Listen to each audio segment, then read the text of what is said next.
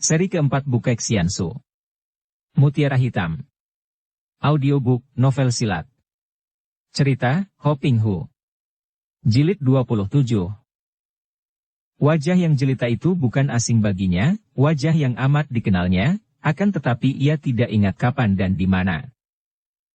Pangeran Talibu makin merapatkan matanya, keningnya berkerut ketika ia mendengar suara cering-cering terang-terang. Bertemunya senjata tajam, diseling bentakan marah 3 orang penjaga yang mengeroyok nona itu. Ia tahu betapa lihai para penjaga itu, terutama sekali Huesio jubah merah. Seorang gadis remaja seperti tadi mana akan mampu bertahan melawan pengeroyokan mereka? Melawan seorang di antara mereka saja sudah cukup berat. Kecuali kalau darah itu memiliki ilmu kehebatan sehebat ibunya. Ibunya. Teringatlah ia sekarang. Gadis itu mirip benar dengan ibunya.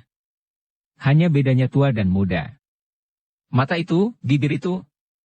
Ia menjadi makin heran dan makin khawatir. 10 menit sudah lewat. Suara pertempuran sudah berhenti. Ah, tentu gadis yang mirip ibunya itu sudah menggeletak menjadi mayat. Atau tertawan. Ih, kalau ia teringat akan nasib 5 orang gadis yang jatuh ke tangan Bo Ulek Chow, Butek Siulam dan Xiao Bin Lomo, ia menjadi ngeri. Lebih baik darah ini mati saja daripada tertawan hidup-hidup. Talibu membuka matanya dan ia terbelalak heran dan juga kagum. 3 orang penjaga sudah menggeletak di depan gua, tak bernyawa lagi. Adapun darah itu sejenak memandang ke sekeliling depan gua, kemudian meloncat masuk ke dalam gua, gerakannya seperti seekor burung, demikian ringan dan lincah. Wajahnya tetap tenang dan napasnya biasa saja seakan-akan bukan seperti orang yang baru saja dikeroyok 3 lawan berat. Tahanlah, aku akan melepaskan belenggu. Bisik Wilan dan sinar hijau berkelebat ketika ia menggerakkan pedangnya. Terdengar suara nyaring 4 kali. Pangeran Talibu menggigit bibir karena setiap kali pedang membabat belenggu, ia merasa kulit tangan atau kakinya panas dan sakit. Akan tetapi kini ia telah bebas, belenggu yang mengikat kaki tangannya sudah putus semua. Ia menjadi makin kagum, memandang Kui Ien dengan sepasang mata bersinar-sinar. Nona, kau. Hust, mari kita lari. Kuilan menyambar tangan pangeran itu dan ditariknya keluar dari guha, diajak lari cepat meninggalkan guha. Tak jauh dari guha Talibu melihat mayat 2 orang Huesio jubah merah. Maka mengertilah ia mengapa hanya ada 3 orang penjaga yang tadi mengeroyok gadis perkasa ini. Kiranya yang 2 orang sudah dipancing keluar dan dibunuh pula. Talibu lalu mengambil sebatang pedang milik Huesio itu, barulah ia mengikuti Kuilan sambil berkata. Nona, kau benar hebat. Aku kagum dan berterima kasih. Hust, jangan cerewet. Kita belum bebas. Bisik Kuilan galak. Talibu yang berjalan berindap-indap di belakang gadis ini mau tak mau tersenyum. Gadis ini hebat, memiliki ilmu silat tinggi dan ketabahan yang luar biasa. Juga galaknya tidak kepalang. Baru sekali ini selama hidupnya ia dimaki-maki cerewet beberapa kali oleh seorang gadis remaja. Dia, putra Ratu Hitan, pangeran mahkota yang disembah-sembah rakyatnya, kini dicerewet-cerewetkan oleh seorang gadis jelita yang galak. Akan tetapi belum lama mereka pergi, baru tiba di daerah hutan, terdengar bunyi trompet dan dari 4 penjuru muncullah pasukan Sisia yang mengurung mereka. Pangeran Talibu tertawa, membuat Kuilan terheran dan gadis ini menoleh, memandang pangeran itu, khawatir kalau dalam keadaan terancam pangeran itu menjadi gila karena takut. Akan tetapi pangeran yang tak berbaju, tubuhnya luka-luka itu berdiri tegak dengan sikap gagah, pedang yang dipungutnya tadi melintang di depan dada, matanya bersinar-sinar, wajahnya amat tampan. Pangeran itu membalas pandang mata Kuilan dan berkata, bagus. Seperti inilah selayaknya seorang pangeran tewas. Tidak mati konyol dalam guha sebagai tawanan. Mati dalam medan perang adalah mati nikmat, mati terhormat. Namun, kalau Tuhan menghendaki dan aku akan dapat terbebas daripada ancaman ini sehingga dapat melanjutkan hidup, percayalah, aku Talibu selama hidupku tidak akan pernah melupakan engkau. Sekarang aku tidak peduli lagi. Andai kata kita berdua takkan dapat lolos, bagi aku, mati dalam bertanding di sampingmu merupakan kehormatan besar. Hahaha. Kuilan memandang dengan mata berseri. Sungguh patut menjadi seorang pangeran. Patut menjadi putra angkat ibu kandungnya. Patut menjadi kakak angkatnya. Pemuda ini memiliki semangat pendekar, jiwa satria, dan amat tampan. Ia pun tersenyum dan berkata lirih. Pangeran Talibu, selama nyawa saya belum meninggalkan badan, selalu masih ada harapan untuk hidup. Mari kita menghajar anjing-anjing sisia itu. Bagus. Kau hebat sekali, Nona. Marilah kita mati bersama atau bebas. Pangeran Talibu berseru penuh semangat sambil menerjang maju, memutar pedangnya. Melihat gerakan pedang pangeran itu, Kuilan maklum bahwa orang-orang Sisia untuk sementara tidak mungkin dapat merobohkannya, maka ia pun lalu meloncat maju memutar pedangnya, tidak jauh dari sang pangeran karena ia harus memasang mata melindungi pangeran itu dari mara bahaya. Begitu 6 orang memapaki pedangnya, Kuilan membuat gerakan menyilang dengan pedang agak ke bawah dan robohlah 3 orang lawan dengan perut terobek pedang. Tiba-tiba terdengar suara bergelak ketawa dan Kuilan cepat-cepat meloncat mundur ketika ada angin hebat menyambar dari kanan kiri. Kiranya Xiao Bin Lomo telah berdiri di depannya dan tadi mengirim pukulan dengan tangan kirinya. Kakek busuk. Mari kita mengadu nyawa. Bentak Kuilan yang menjadi marah sekali melihat musuh besarnya ini. Hehehe, kau masih belum kapok? Xiao Bin Lomo mengejek dan cepat menubruk maju. Kuilan menyambar dengan tusukan pedang, akan tetapi sambil membuang diri ke kiri, kakek itu maju terus, tangannya menjangkau dan hampir saja pundak Kuilan kena dicengkeram. Hebat bukan main dan aneh gerakan kakek lihai ini. Kuilan berlaku hati-hati, tidak memberi kesempatan kepada kakek bertangan kosong itu untuk mendekati dirinya dengan jalan memutar pedang kemanapun bayangan kaki itu berkelebat. Dengan gerakannya yang lincah dan ilmu pedang yang ganas, untuk sementara Kuilan dapat bertahan terhadap desakan kakek ini, akan tetapi hatinya gelisah karena ia kini sama sekali tidak dapat membagi perhatiannya untuk melindungi Pangeran Talibu. Pangeran, kau larilah. Bentak Kuilan nyaring sambil menubruk dengan pedangnya yang diputar membentuk lingkaran panjang. Namun Xiao Bin Lomo sambil terkekeh-kekeh dapat menghindarkan diri dan membalas dengan sebuah tendangan kuat yang dipapaki sabetan pedang dengan gemas oleh Kuilan. Kembali kakek itu dapat menghindarkan diri. Serang menyerang terjadi dan Kuilan terpaksa harus mencurahkan seluruh perhatiannya terhadap kakek ini. Xiao Bin Lomo diam-diam menjadi gemas sekali.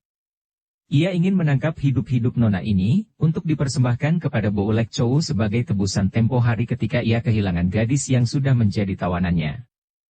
Setelah melayani Kuilan selama 50 jurus dan melihat betapa Pangeran Talibu juga belum dapat tertawan kembali, ia mendapatkan akal baik. Ia tahu bahwa orang-orang Sisia dan para Huesio anak buah Bo Lek Chou tidak berani membunuh Pangeran Talibu yang merupakan tawanan penting, dan untuk menangkap hidup-hidup pangeran yang nekat itu pun bukan hal mudah bagi mereka. Kalian kepung gadis ini. Tiba-tiba ia berseru dan tubuhnya mencelat ke atas, berjungkir balik beberapa kali melewati kepala Huesio-Huesio jubah merah yang sudah datang menerjang Kuilan, kemudian turun di depan Pangeran Talibu sambil terkekeh menyeramkan. Pangeran Talibu terkejut, cepat menusukkan pedangnya ke dada kakek itu, Xiao Bin Lomo hanya miringkan tubuh kemudian secepat kilat ia sudah menangkap pergelangan tangan pangeran itu, merampas pedangnya, kemudian sekali kakinya menendang lutut, Pangeran Talibu roboh. Xiao Bin Lomo menempelkan ujung pedang di dada Pangeran Talibu sambil berseru. Mundur semua. Lepaskan bocah itu. Namun sebelum para pengeroyok mundur, Kuilan sudah berhasil merobohkan 4 orang Huesio jubah merah dengan pedangnya yang ganas.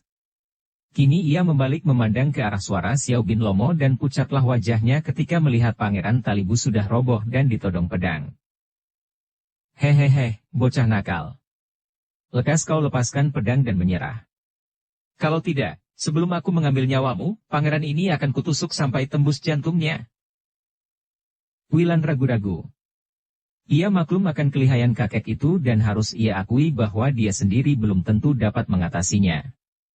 Dan ia tahu pula betapa kejam hati si kakek yang tentu tidak akan ragu-ragu untuk membunuh Pangeran Talibu. Hatinya menjadi lemas dan ia berdiri dengan tubuh lemas. Nona, kau larilah. Jangan mendengarkan ocehan kakek ini. Kematian bagi Talibu bukan apa-apa. Lari dan lawanlah, jangan menyerah.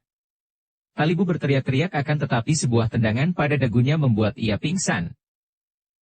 Hehehe, Nona, Kau menghendaki aku menusuk jantungnya? Xiao bin Lomo mengguratkan ujung pedang pada dada yang telanjang itu dan kulit Pangeran Talibu di dada robek sedikit, memperlihatkan garis merah memanjang. Kuilan merasa pusing, terpaksa melepaskan pedangnya dan berkata lemah, Xiao bin Lomo, kau jahanam tua bangka, lepaskan dia. Hehehe, aku tidak akan membunuhnya kalau kau menyerah. Hayo belenggu dia. 4 orang Huishio jubah merah menghampiri Kuilan dan membelenggu kedua tangan gadis itu. Kuilan tidak melawan. Ia harus berani menyerah untuk menyelamatkan nyawa Pangeran Talibu. Seorang sisya tinggi besar yang merasa benci dan marah kepada gadis yang telah membunuh banyak kawannya ini, menyeringai dan datang mendekati Kuilan, tangannya menjangkau untuk meraba dada gadis itu. Sudah biasa bagi orang-orang peperangan ini apabila pasukan mereka menawan seorang wanita, siapa saja di antara anggota pasukan boleh mempermainkan si tawanan.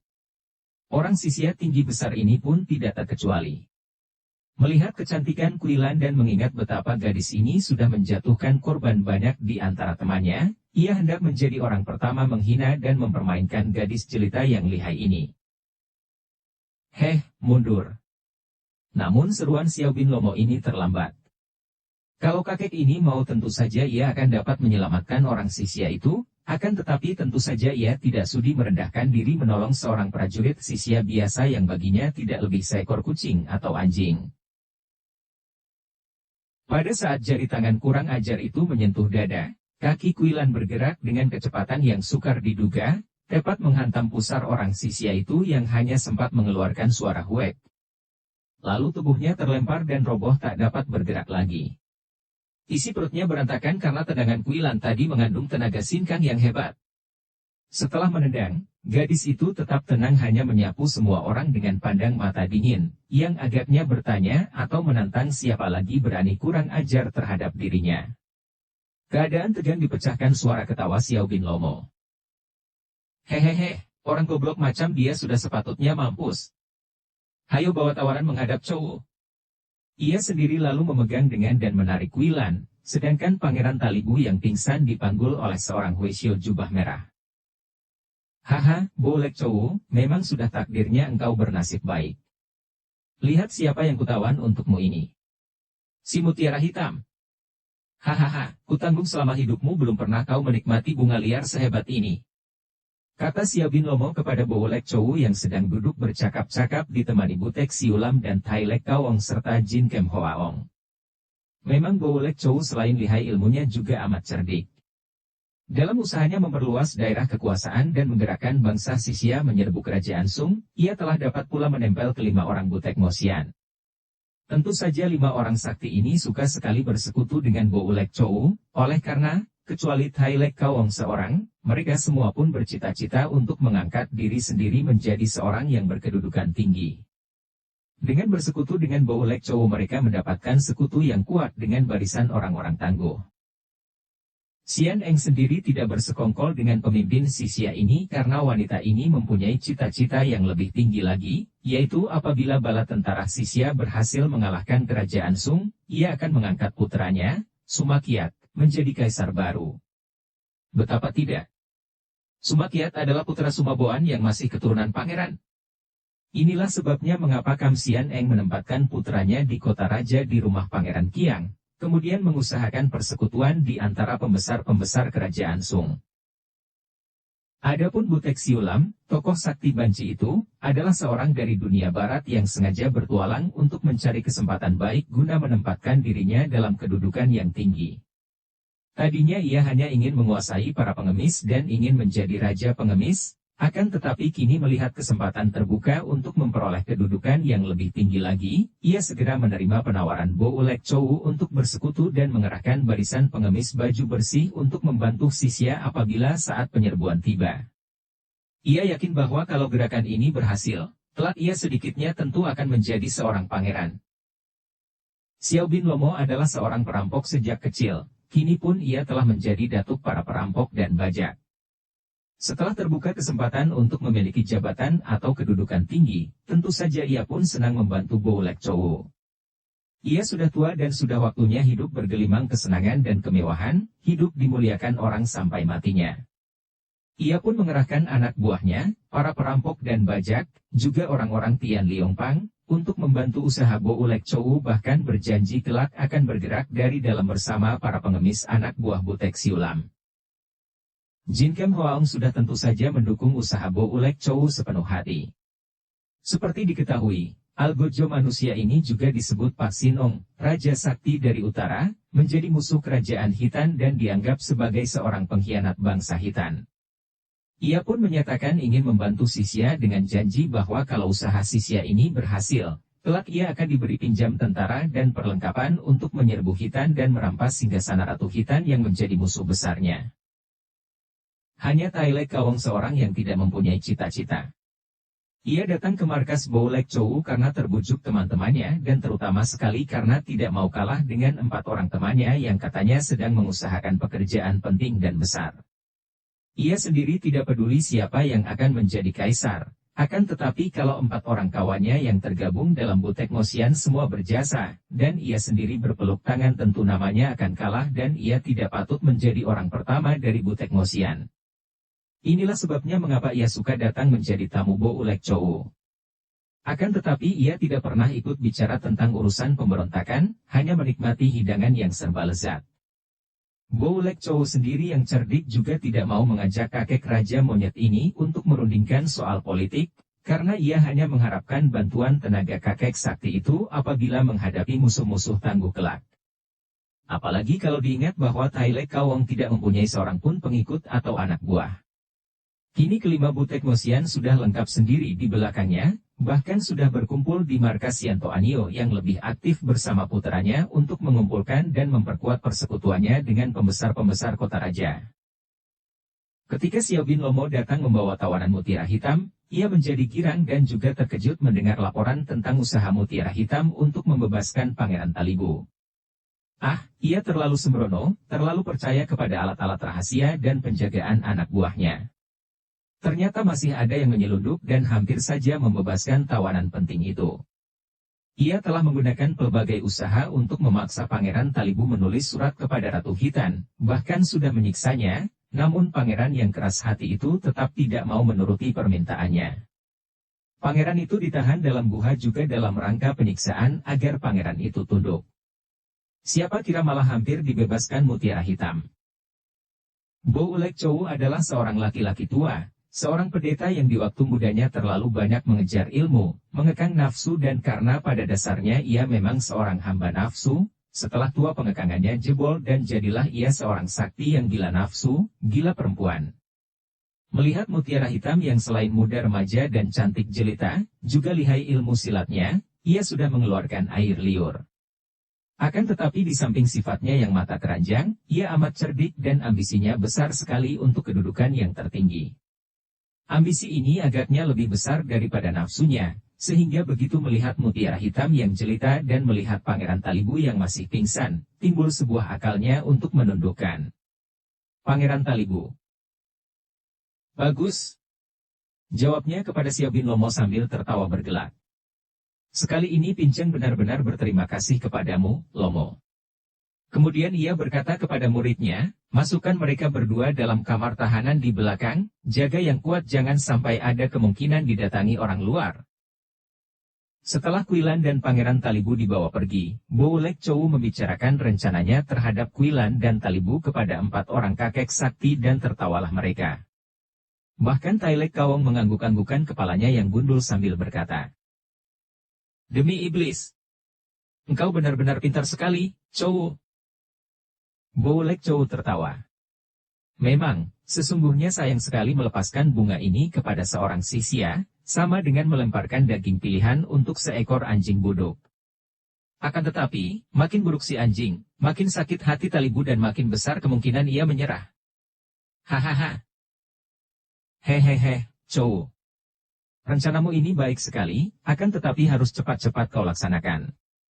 Karena kalau sampai Xianto Anio keburu datang, tak mungkin hal itu dilaksanakan lagi, bahkan kiraku, mutiara hitam harus dibebaskan. Mengapa? Bo Ulek Chow bertanya heran. Hehe, mutiara hitam itu adalah murid Xianto Anio.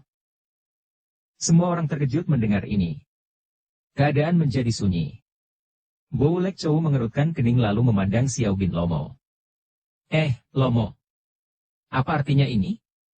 Kalau kau sudah tahu dia murid Xian Toanio, mengapa kau sengaja menawannya dan memberikannya kepadaku? Apakah kau sengaja hendak mengadu aku dengan Xian Toanio? Xiao bin Lomo terkekeh, Chow, kau benar-benar pelupa sekali. Berapa kali Mutiara Hitam menentangmu? Berapa kali menentangku? Bahkan sekarang dia datang untuk membebaskan Talibu. Bukankah dia termasuk musuh yang berbahaya? Kalau muridnya seperti itu, kita harus berhati-hati terhadap gurunya. Siapa tahu hati macam apa yang ada di balik kedok kerudung hitam mengerikan itu? Kau harus hati-hati, Chow. Bo Lek Chow masih mengerutkan kening, meraba-raba dagunya, berpikir lalu mengangguk-angguk. Memang diam-diam aku sudah menaruh curiga kepada wanita itu. Kalau dapat menariknya sebagai kawan, baik, kalau sebagai lawan, amat berbahaya. Memang kita harus berhati-hati dan rencana ini harus cepat-cepat dikerjakan, sekarang juga. Kalau Qilan dan Talibu mendengar apa yang mereka rencanakan, tentu hati kedua orang muda ini menjadi cemas sekali. Akan tetapi mereka tidak mendengar apa-apa ketika mereka digusur dan dimasukkan ke dalam sebuah kamar tahanan yang luas. Kamar ini merupakan ruangan yang lebarnya 10 meter, kosong tidak ada perabot sebuah pun. Lantainya dari batu putih yang bersih dingin, dindingnya dari tembok tebal, atapnya pun dilapisi jeruji besi yang amat kuat. Sebuah jendela di samping dilindungi jeruji besi sebesar lengan manusia, pintunya juga besi dan bagian atasnya ada jeruji pula. Setelah Qilan yang dibelenggu kedua tangannya dan Talibu yang masih pingsan itu didorong masuk, pintu ditutup kembali dan dikunci dari luar. Dua pasang mata penjaga untuk beberapa lama memandang ke arah Qilan dengan pandang mata kurang ajar, mulut mereka menyeringai kemudian mereka bicara dalam bahasa Sisia, tertawa-tawa dan lenyap dari balik jeruji pintu. Qilan duduk di atas lantai, memandang Pangeran Talibu yang rebah telentang di dekatnya. Kembali jantungnya berdebar. Wajah pangeran ini telah menggetarkan perasaannya, membuat darahnya berdenyut lebih cepat daripada biasa. Ia telah rela menyerah, rela ditawan untuk menyelamatkan nyawa pemuda yang baru sekarang ia jumpai ini. Alangkah anehnya ini. Biasanya ia tidak peduli akan keadaan orang lain. Mengapa ia menjadi takut dan ngeri melihat nyawa pemuda ini diancam maut dan tidak ragu-ragu untuk mengorbankan dirinya? Jantungnya berdebar aneh dan teringatlah ia akan pernyataan Haulam, Xiang Kuanli, dan Yu Xiangqi terhadap dirinya. Mereka itu menyatakan cinta kepadanya. Adakah perasaan hatinya terhadap Pangeran Talibu ini yang dinamakan cinta? Adakah dia mencinta pemuda ini? Kakak angkatnya, putra angkat ibunya. Qilan mengguncang-guncang kepalanya, seakan hendak mengusir semua lamunan yang membuat ia bingung dan jantungnya berdebar-debar itu. Bagaimana ia harus meloloskan diri bersama Pangeran Talibu? Kakinya bebas. Tangannya biarpun terbelenggu, namun kalau ia berusaha, kiranya akan dapat ia bebaskan pula. Ia masih mempunyai tenaga simpanan untuk mematahkan belenggu baja ini. Akan tetapi apa gunanya? Dinding itu amat kuat. Pintu dan jendelanya pun kokoh kuat. Belum lagi para penjaga, dan di sana berkumpul orang-orang sakti seperti Bo Lek Chow, Butek Siulam, Xiao bin Lomo, dan dua orang kakek lain yang ia duga tentu juga amat sakti. Ataukah mereka itu Butek Ngosian yang pernah ia dengar? Harapan untuk dapat lolos dari tangan mereka amat tipis. Seorang di antara mereka saja sudah merupakan lawan yang amat berat. Apalagi kini pedangnya terampas oleh Xiao bin Lomo. Dan ada Pangeran Talibu lagi yang masih harus ia lindungi. Qilan duduk menekur dengan kening berkarut. Satu-satunya harapannya adalah Yu Xiangqi. Kalau saja pemuda itu datang membawa banyak tokoh Kaipang yang sakti. Ia tidak kaget ketika mendengar pintu dibuka dan Bo Lek Chow seorang diri masuk. Ia sudah siap menghadapi segala macam kemungkinan yang paling buruk sekalipun. Tanpa bangkit, ia mengangkat muka memandang. Bo Lek Chow, apakah kau akan membunuh kami? Silakan. Memang orang macam engkau ini pengecut, mana berani menghadapi lawan secara jantan? Bo Lek Chow tersenyum lebar dan sabar. Bagaimana kalau menghadapi secara jantan? Berikan pedangku dan mari kita bertanding sampai selaksa jurus, sampai seorang di antara kita menggeletak tak bernyawa lagi. Barulah jantan namanya. Kembali pendeta itu memperlebar senyumnya. Nona, kau ganas benar. Kalau kau sayang kepada pangeran ini, kau harus bersikap sabar dan tenang. Aku berjanji sebagai pimpinan bangsa Sisia, kalau Pangeran Talibu suka menulis surat membujuk ibunya untuk membantu pergerakan Sisia, akan kubebaskan engkau dan dia juga. Berlakulah sabar dan tenang, dan untuk menjaga agar kau tidak menimbulkan keributan, terpaksa kau harus dibuat tidak berdaya. Setelah berkata demikian, Bo Lek Chow bergerak maju dan menotok dengan jari telunjuknya ke arah tengkuknya. Kuilan yang kedua tangannya terbelenggu, tidak dapat menangkis dan berusaha mengelak, akan tetapi gerakan tangan Bo Lek Chow amat cepat, dan sudah meluncur turun menotok pundaknya. Kuilan roboh lemas dan hanya dapat memandang dengan mata terbelalak penuh kemarahan ketika Bo Lek Chow mengeluarkan sebuah bungkusan. Ia melihat betapa bungkusan itu ditaburkan di atas mukanya, ia mencium bau wangi dan keras, kemudian tak ingat apa-apa lagi, pingsan. Baik Kuilan maupun Pangeran Talibu dalam keadaan pingsan dan tidak tahu betapa Bo Lek Chow memberi mereka minum anggur yang dicampuri obat, memaksa mereka minum dengan menuangkan anggur ke dalam mulut yang dipaksa membuka. Setelah membuka belenggu Kuilan, Bo Lek Chow meninggalkan kamar sambil tersenyum dan meninggalkan pesan kepada para penjaga. Menjelang senja, Kuilan siuman dari pingsannya. Tubuhnya terasa panas bukan main, rasa panas yang menyesak dada. Ia bangkit dan duduk, tubuhnya basah oleh keringat. Ia menghapus peluh dari dahi dan leher.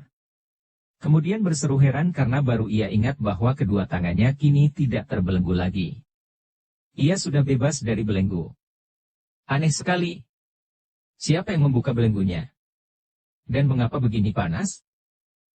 Ia duduk menoleh ke arah Pangeran Talibu. Pemuda itu pun basah oleh keringat. Dadanya yang bidang dan berkulit halus putih itu berkilauan. Lantai di bawahnya sampai basah oleh tetesan-tetesan keringat dari tubuh pemuda itu. Pangeran Talibu agaknya baru sadar. Menggeliat perlahan, seperti orang merintih. Jantung Kuilan terasa tertusuk. Rasa iba dan cinta menyesak dada. Tanpa ia sadari, ia sudah merangkak maju, lalu bersimpuh di dekat pemuda itu, menggerakkan tangan mengusap luka-luka di dada dan dahi, luka kecil, darahnya pun sudah mengering.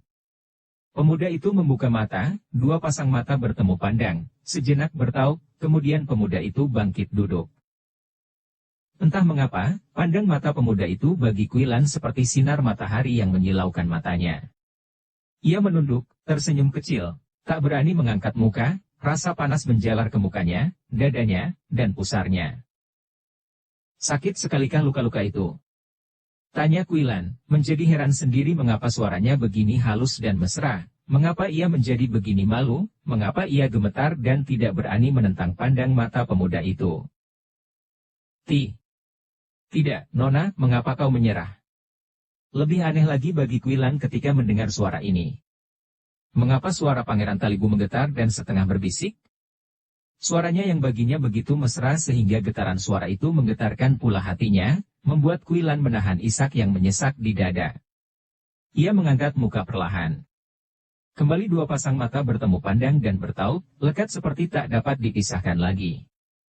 Bagi Kuilan, mata pangeran itu memandangnya begitu mesra, begitu penuh cinta kasih, begitu halus.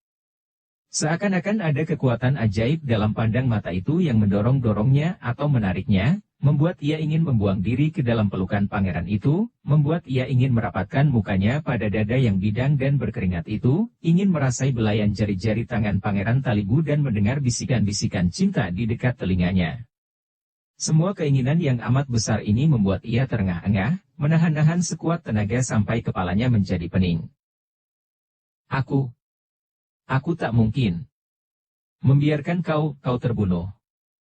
Suaranya tersendat-sendat, agak serak dan tubuhnya terasa lemas, dan tentu ia sudah terguling kalau saja sepasang lengan yang kuat tidak merangkul dan menariknya. Nona. Suara Pangeran Talibu tersendat-sendat, kedua lengannya memeluk erat, sedangkan Kuilan seperti dalam mimpi membenamkan muka di dalam dada itu sehingga mukanya yang sudah basah menjadi makin basah oleh keringat Pangeran Talibu. Hatinya merasa bahagia sekali, kedua telinganya mendengar suara detak jantung pemuda itu, kemudian mendengar suara Talibu seperti bunyi musik yang merdu, Nona, siapakah engkau? Siapakah namamu? Belum pernah selama hidupnya Kuilan menikmati perasaan seperti saat ini. Terhadap pemuda ini, lenyap semua rasa malu dan jengah. Ia tersenyum manis dan tanpa mengangkat muka ia berkata lirih. Namaku Kamkuilan. Tubuh Pangeran Talibu serasa digetarkan sinar kilat yang menyambarnya. Tubuh itu seperti kejang, mendadak menjadi dingin dan ia meloncat ke belakang sampai tubuhnya membentur dinding. Kuilan yang tenggelam dalam kenikmatan madu yang manis memabokkan itu sampai jatuh terguling, namun gerak refleks tubuhnya yang matang membuat ia terloncat bangun dan berdiri. Ada apakah? Mengapa kau? Ia bertanya gagap, lalu duduk pula di atas lantai. Pangeran Talibu terengah-engah, serasa tercekik lehernya. Pantas ia merasa kenal betul dengan gadis ini. Persamaan dengan wajah ibunya. Inilah Kamkuilan Mutiara Hitam. Inilah adik kandungnya, bahkan saudara kembarnya. Kau. Mutiara Hitam, bisiknya dengan suara menggetar. Kuilan memandang terbelalak dan lalu mengangguk. Betul. Kau kenapakah, Pangeran? Menyesalkah kau karena kita saling mencinta? Diam. Pangeran Talibu membentak. Jangan bicara tentang itu. Biarpun Kuilan merasa sudah tergila-gila kepada pemuda ini, namun dia seorang gadis yang keras hati.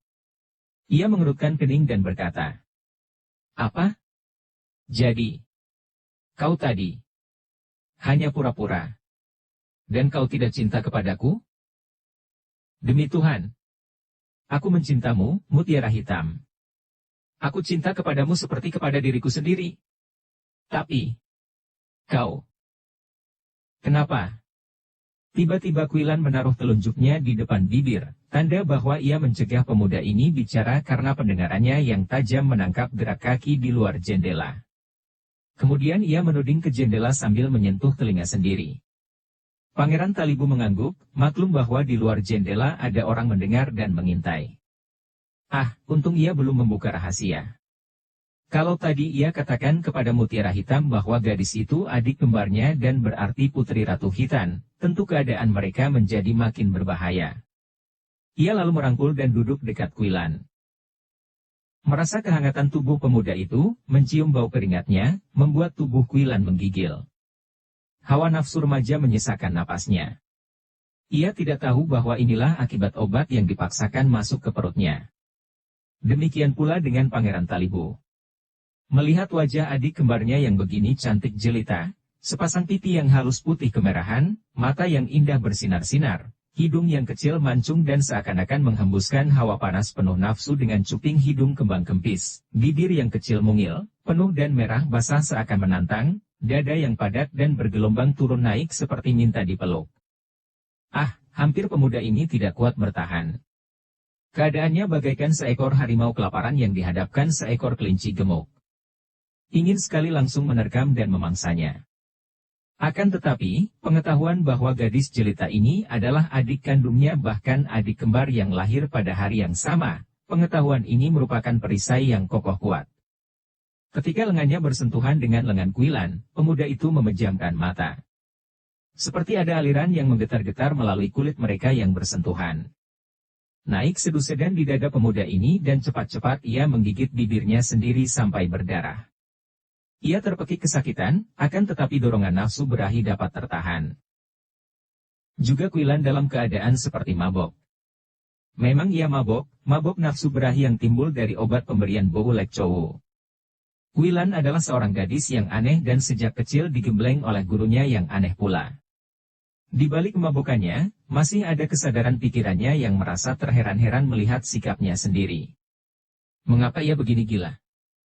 Mengapa ia ingin sekali bersentuhan dengan Pangeran Talibu? Dan ingin didekap di belai? Ingin mendengar bisikannya? Mengapa? Andai kata ia mencinta pemuda ini, mengapa harus ada perasaan yang seperti memabokkannya ini? Di sudut hatinya yang masih perawan, gadis ini merasakan sesuatu yang tidak wajar. Akan tetapi ia tidak tahu apa ketidakwajaran itu dan mengapa. Kini menyaksikan keadaan Pangeran Talibu ia makin terheran. Sinar mata pemuda itu jelas memancarkan kasih mesra, memancarkan kehausan akan cinta. Akan tetapi pemuda itu seperti tersiksa bahkan menggigit bibir sendiri sampai berdarah. "Pangeran, kau kenapa?" "Kita. Kenapa?" Ketidakwajaran yang makin mendesak dalam kesadarannya membuat ia mengajukan pertanyaan terakhir itu. Pertanyaan ini menolong banyak bagi Pangeran Talibu. "Kuilan. Mutiara hitam, kita mabok. Tidak wajar ini. Kita keracunan. Begini panas dan begini merangsang." Kuilan tersentak kaget. "Benar. Racun. Biarpun racun yang amat aneh dan belum pernah ia mendengar akan racun yang menimbulkan kemabukan seperti ini, yang mendatangkan daya rangsangan berahi begini hebat, namun ia dapat menduga tentu mereka telah terkena racun. Teringat akan taburan bubuk wangi yang membuat ia pulas, dan tahu-tahu setelah ia sadar, belenggu tangannya telah terlepas dan ia bersama Pangeran Talibu berada dalam keadaan tidak wajar. Akan tetapi teracun atau tidak, tetap saja ia yakin bahwa ia mencinta pemuda ini. Ia rela menyerahkan jiwa raganya kepada Pangeran Talibu, kapan dan dimanapun juga. "Benar kiranya, Pangeran. Kita terkena racun. Akan tetapi, apa bedanya? Aku tidak menyesal." "Apa? Apa maksudmu?" "Aku tidak menyesal menjadi tawanan bersamamu, Pangeran. Aku, bukan main panas hawanya." Kuilan mengeluh dan mengerang bukan hanya karena hawa panas.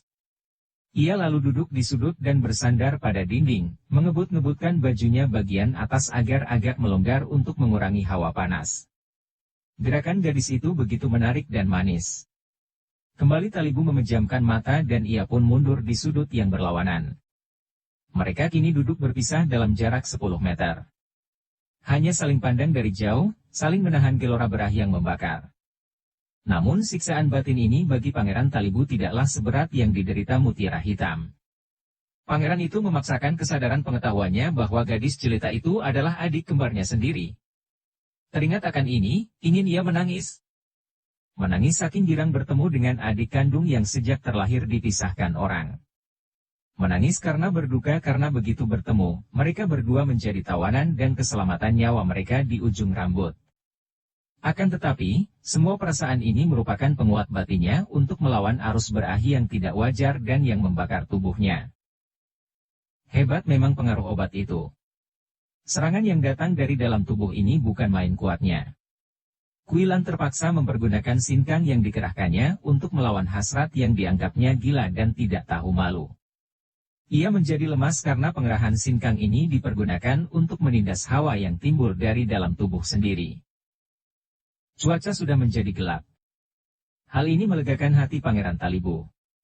Sungguh pun ia mempunyai perisai berupa pengetahuan bahwa gadis itu adik kembarnya, namun tetap saja rangsangan di dalam tubuhnya masih amat membahayakan. Kalau keadaan dalam ruangan itu gelap dan ia tidak dapat melihat wajah cantik dan tubuh menggerahkan itu, tentu akan berkurang siksaan yang dirasakannya. Akan tetapi pada saat itu terdengar suara ketawa Bo Ulek Chowu disusul kata-kata mengejek. "Tuan dan Nyonya pengantin tentu lapar, silakan makan minum." Daun pintu terbuka dan seorang Huisyo jubah merah masuk membawa sebatang lilin merah besar yang sudah dinyalakan, meletakkan lilin di dekat pintu, kemudian meletakkan pula beberapa mangkuk makanan dan seguci arak di atas lantai.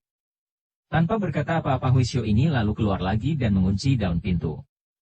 Kuilan tadinya hendak menerjang Huisyo itu, akan tetapi ia melihat pula Bo Ulek Chowu yang memegang tongkat kuningannya berada di depan pintu, maka ia mengurungkan niatnya.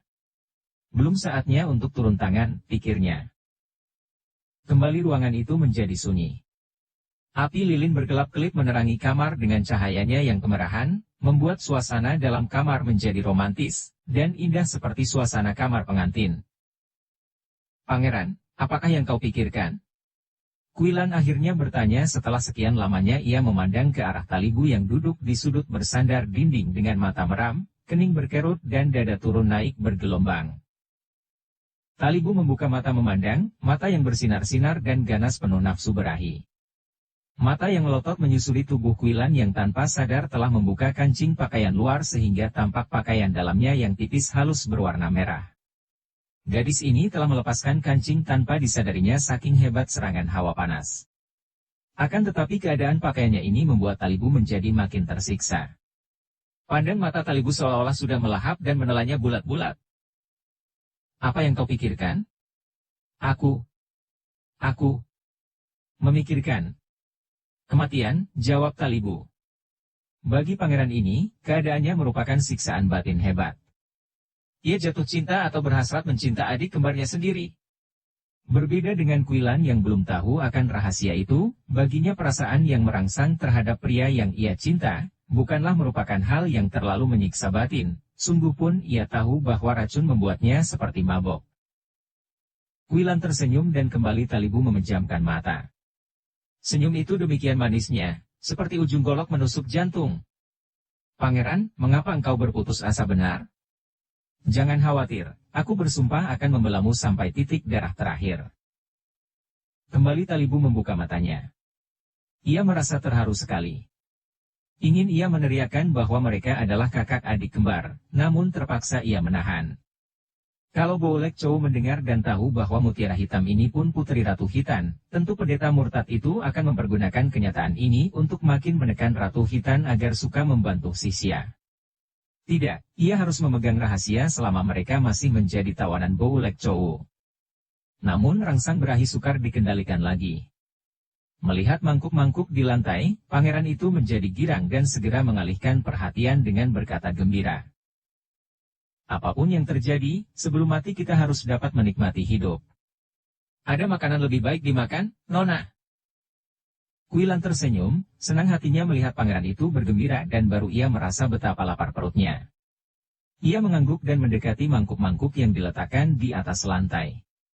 Mereka duduk menghadapi mangkuk itu yang terisi makanan harum sedap baunya. Araknya pun arak wangi. Talibu kembali tertawa dan berkata, bagaimana kalau makanan ini ada racunnya? Paling hebat kita mati. Tiada lebih mengerikan daripada itu. Jawab Quilan yang membuat pangeran itu kaget. Gadis ini begitu pasrah, begitu rela seakan-akan tiada kekurangan sesuatu di dunia ini. Memang demikianlah orang muda kalau sudah bercinta. Lupa akan segala. Asalkan berada di samping orang yang dicintanya, lupa makan, lupa tidur, lupa segala, tidak peduli apakah dunia akan kiamat. Pangeran Talibu menarik napas panjang. Alangkah akan bahagianya kalau Quilan bukan adiknya. Mempunyai kekasih seperti gadis ini. Tiba-tiba ia mengerutkan keningnya penuh penyesalan. Mengapa hatinya begini tidak setia? Ia sudah mempunyai seorang yang amat dikasihinya, dikasihi seperti seorang pria mencinta wanita, yaitu Putri Mimi. Teringat akan Mimi, terasalah betapa aneh dan janggal jalan hidupnya. Putri Mimi yang semenjak kecil ia anggap adik kandung, kiranya sama sekali bukan apa-apanya. Orang lain dan cintanya sebagai kakak berubah menjadi cinta sebagai pria terhadap wanita. Sebaliknya, gadis ini yang sampai saat ini mengira bahwa mereka orang lain yang tiada hubungan sama sekali, tiada hubungan darah, bahkan saudara kembarnya. Kalau memang ada racunnya, marilah kita mati bersama, jawabnya kemudian dan mulai makan. Quilan tersenyum bahagia dan tanpa ragu-ragu makan pula. Masakan-masakan itu ternyata amat lezat dan araknya pun amat harum. Sampai habis beberapa mangkuk masakan itu, guci araknya pun menjadi kosong. Sebaliknya, perut mereka kenyang. Ah! Betapapun juga Boulek Chow bukan orang yang terlalu pelit. Lezat makanannya. Kata Pangeran Talibu sambil bangkit berdiri, menghapus bibir dengan telapak tangannya, lalu berjalan menuju ke sudut kembali. Akan tetapi pandang matanya berkunang dan ia terhuyung-huyung. Rasa aneh menguasai seluruh tubuhnya. Hawa panas makin menghebat sampai terasa kepalanya seperti akan meledak. Pangeran. Talibu sampai di sudut membalikkan tubuh dan ternyata Quilan sudah berada di depannya. Mereka saling pandang, tubuh mereka bergoyang-goyang dan bagaikan besi dengan besi sembrani, keduanya saling tubruk dan saling peluk. Mutiaraku. Talibu, pangeranku. Dekapan makin erat dan muka mereka bertemu dalam ciuman mesra. Quilan sudah pasrah bahkan membalas peluk cium pemuda itu dengan penuh nafsu. Tiba-tiba Pangeran Talibu mengeluarkan seruan seperti isak tertahan, lalu merenggutkan diri terlepas dari pelukan dan terhuyung-huyung lari ke sudut lain. Pangeran! Berhenti! Jangan maju selangkah pun.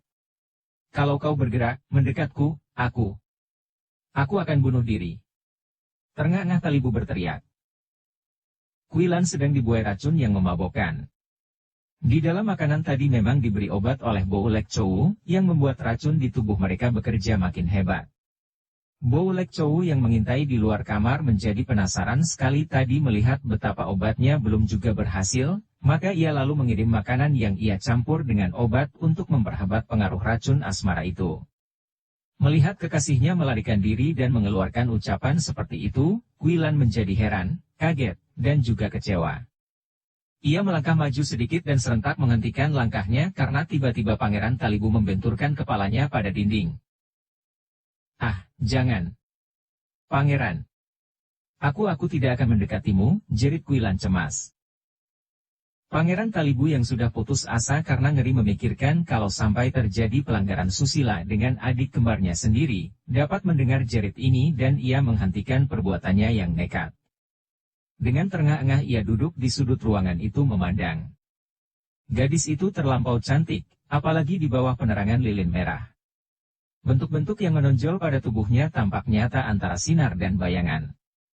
Ia tahu bahwa biarpun ia merasa yakin bahwa gadis itu adiknya, namun keyakinan ini belum tentu akan kuat menahan gelora nafsu yang menyesak di dada dan ia akan menjadi seperti seorang buta mabok kalau gadis itu mendekati dan menyentuhnya lagi.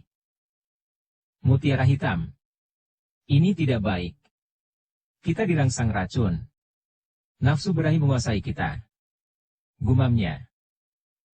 Tiada jawaban dan ketika Talibu mengangkat muka, dilihatnya Kuilan yang duduk di sudut lain menangis terisak-isak. Gadis ini merasa terhina dan malu. Merasa bingung dan kecewa. Mutiara, adikku sayang. Maafkan aku. Percayalah, aku tidak bermaksud menolak dan menghinamu. Akan tetapi kau tunggu. Sampai racun ini bersih dari tubuh kita. Aku tetap cinta kepadamu. Kuilan menarik napas panjang, menahan tangisnya dan pikiran bersih menyelinap di benaknya.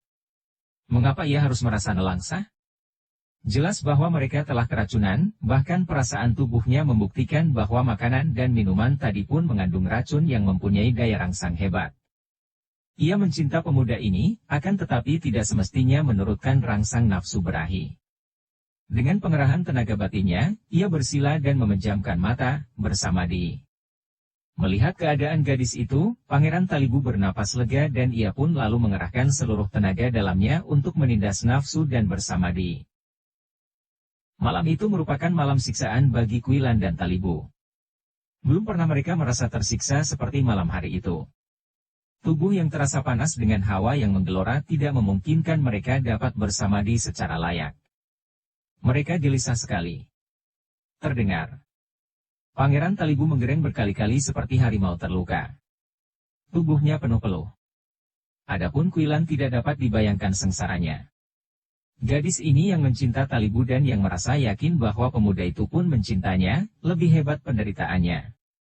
Berkali-kali ia mengeluarkan suara merintih dan mengerang, tubuhnya menggeliat, peluhnya bercucuran, namun ia berusaha sekuat tenaga untuk bertahan agar dapat menindas keinginan hatinya yang membuat ia seakan-akan ingin loncat menubruk pemuda itu. Menjelang pagi, mereka mendengar suara Bou Lek Chou di luar kamar tahanan. Suara pendeta itu menyumpah-nyumpah dan marah-marah agaknya kecewa sekali melihat dua orang muda ini tidak terpengaruh obatnya yang amat luar biasa. Diam-diam ia merasa kagum akan kekerasan hati dua orang muda itu, di samping merasa kecewa, penasaran, dan marah. Tak lama kemudian, kamar tahanan itu penuh dengan asap yang disemprotkan dari luar melalui lubang jendela dan pintu. Mula-mula Kuilan yang mencium bau harum tidak sewajarnya. Pangeran, hati-hati, asap beracun. Serunya, namun sia-sia belaka. Mereka meloncat dan hendak menghindarkan diri, akan tetapi kemana? Tak mungkin keluar dari ruangan tertutup itu dan asap makin menebal tak mungkin pula menahan napas untuk waktu lama dan akhirnya mereka terhuyung dan roboh pingsan setelah terbatuk-batuk dan menyedot asap wangi itu. Ketika Pangeran Talibu sadar, ia sudah terbaring di sudut ruangan. Ia mendengar suara orang dan ketika ia membuka mata, bukan main kaget dan ngeri rasa hatinya. Ia melihat Wilan terbelenggu kaki tangannya dan di situ berdiri Boulek Chow dan dua orang sisya yang tinggi besar dan amat buruk rupanya, seperti monyet-monyet besar. Mereka berdua itu hanya memakai sebuah celana kasar pendek sebatas lutut dengan badan bagian atas telanjang. Tampak kaki tangan mereka yang besar dan kekar kuat itu penuh bulu hitam. Juga dada mereka penuh bulu yang memanjang sampai ke perut.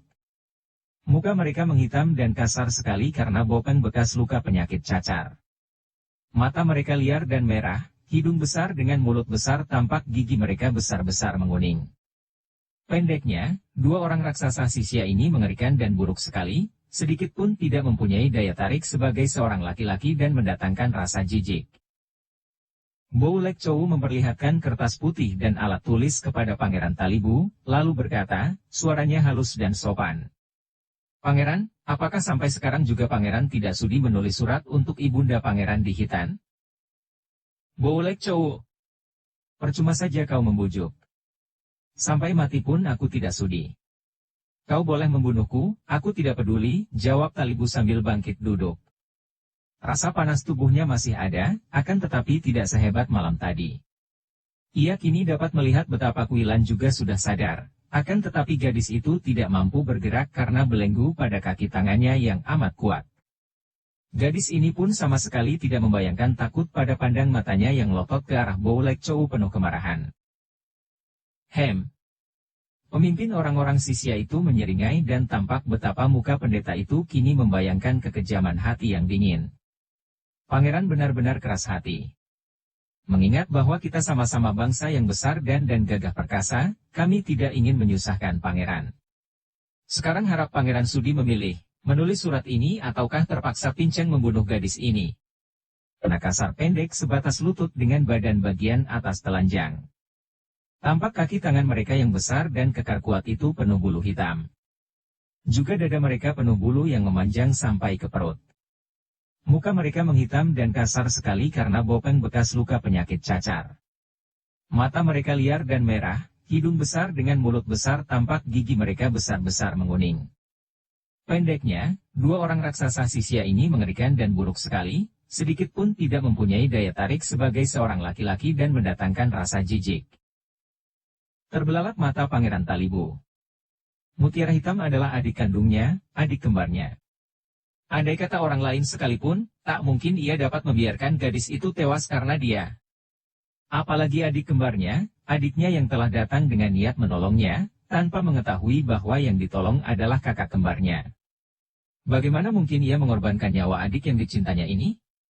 Ia tak mampu menjawab, hanya menatap wajah pendeta yang tersenyum-senyum dingin itu, sambil menggeleng-geleng kepalanya. Pinceng tahu bahwa hati pangeran adalah baik dan tentu saja tidak tega melihat gadis jelita ini mati. Oleh karena itu, harap Pangeran sudi membuat surat yang kami butuhkan itu dan inilah kertas.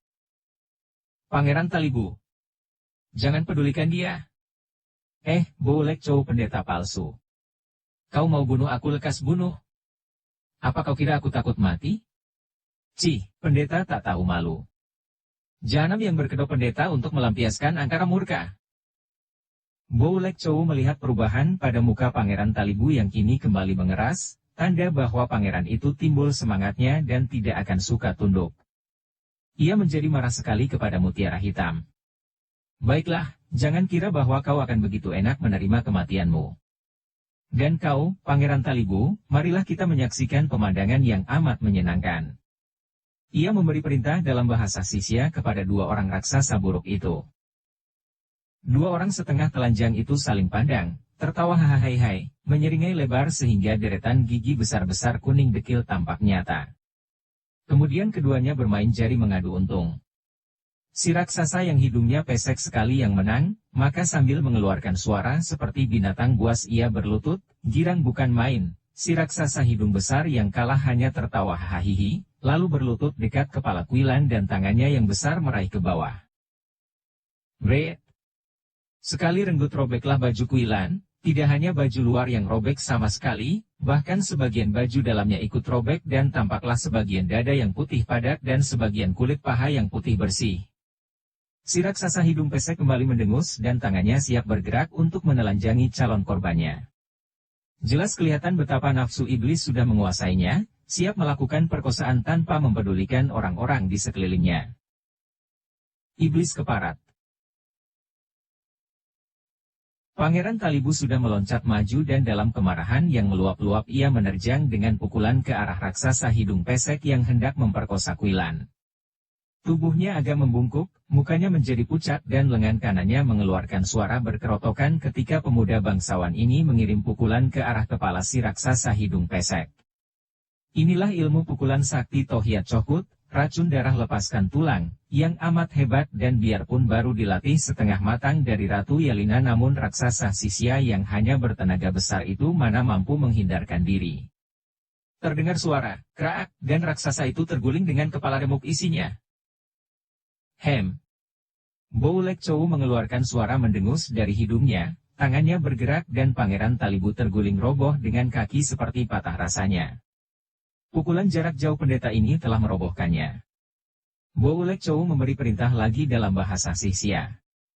Raksasa hidung besar yang menjadi marah sekali karena temannya roboh tewas, mentaati perintah itu lalu bangkit berdiri dan mencabut sebuah cambuk kulit dari ikat celananya. Kemudian menghampiri Pangeran Talibu dan terdengarlah suara meledak-ledak ketika cambuk itu melecut dan menghantam tubuh Pangeran Talibu yang juga telanjang bagian atasnya. Pangeran yang memang sudah luka-luka itu merasa betapa kulit dan sedikit daging di bawah kulit seperti dicacah-cacah, digigiti cambuk, terasa panas dan perih. Saking sakitnya, ia sempat menggeliat-geliat dan bergulingan ke sana kemari seperti seekor ayam disembelih, akan tetapi ia menggigit bibir sampai berdarah. Sedikit pun tidak ada suara keluhan keluar dari mulutnya. Biarpun Quilan tidak mengeluarkan kata-kata sesuatu saking terharu dan sakit hatinya, namun air matanya bercucuran menyaksikan betapa pemuda yang dicintanya ini mengalami siksaan seperti itu. Kemudian ia mendapatkan kembali suaranya lalu memaki-maki nyaring. Boulek Chow, kau manusia iblis. Kau anjing tua berkedok pendeta. Aku bersumpah akan mencabut nyawamu kalau diberi kesempatan. Boulek Chow hanya tertawa bergelak, kemudian berkata dalam bahasa yang dimengerti Quilan. Hei, kau beri rasa sekali dua kali kepada bocah bermulut lancang ini. Raksasa Sisya berhidung besar yang tadinya memandang Quilan dengan mata penuh nafsu berahi, kini memandang dengan kebencian meluap-luap. Ia membalik dan mengangkat cambuknya, siap dijatuhkan ke atas muka yang jelita dan berkulit halus putih kemerahan itu. Cambuk diangkat ke atas, bergerak di udara mengeluarkan bunyi, tar, dan ujungnya menyambar ke arah muka Quilan. Binatang. Tubuh Pangeran Talibu yang tadinya sudah menggeletak kehabisan tenaga dan amat menderita rasa panas perih dan nyeri, kini meloncat dan ujung cambuk yang menyambar ke arah muka Quilan tertangkap oleh tubuhnya. Tar. Tubuh Pangeran Talibu terguling roboh lagi. Ia tadi dapat bergerak karena kemarahan yang meluap-luap ditambah rasa gelisah menyaksikan adik kembarnya akan disiksa, akan tetapi begitu ia berhasil menghindarkan wajah adiknya dari cambukan, kedua kakinya yang sudah setengah lumpuh oleh pukulan Boulek Chow tadi tidak dapat berdiri tegak maka ia terguling.